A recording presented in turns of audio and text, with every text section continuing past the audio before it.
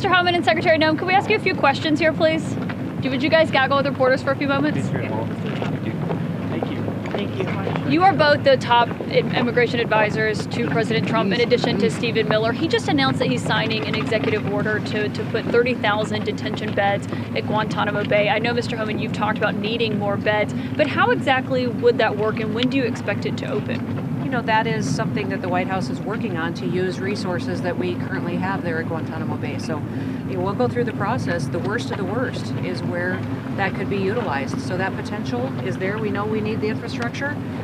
We're going after these guys. But who would run that? DHS or the Pentagon? What you probably don't know, there's already a migrant center there. It's been there for decades.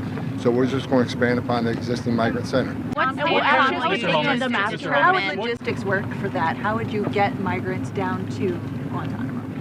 We fly them to Guantanamo. Coast Guard, they encounter people in maritime, they can take them straight to Guantanamo Bay.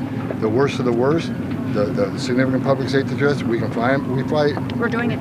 We're already doing it. Would that be more expensive? We're building it out and using more resources. Mr. Homan, Secretary Noem, what kind of civilian oversight would there be? Civilian oversight? Yeah. The current civilian oversight that we have in our federal government today. We had an election in November that clearly said the American people don't want these criminals and dangerous individuals on our streets anymore. We're taking care of it at the Secretary, what's your message for Polish Americans who voted for President Trump and may have neighbors or family members who are undocumented, who are illegally here? Listen, the law applies to everybody. It applies to American citizens. It applies to people who come into this country illegally. You will be held accountable for breaking our laws. Will you focus on people who your question earlier, Relations at all? ICE. Go ahead, Mr. Homan. ICE has the highest detention standards in the industry. You can't find another state, federal, local facility has higher detention standards than ICE. So every facility, including Gitmo, will have the highest. So ICE would be running it. That's actually really helpful. So ICE would be running and would be staffing that. That's our migrant center run out of Miami. Mr.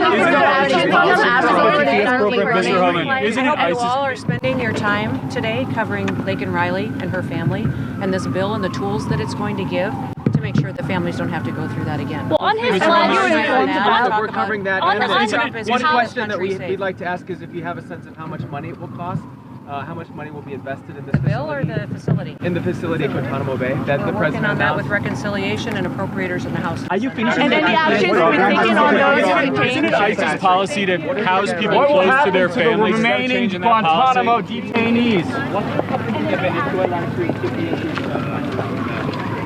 So it's going to go through reconciliation. That's good. That'll be cheap.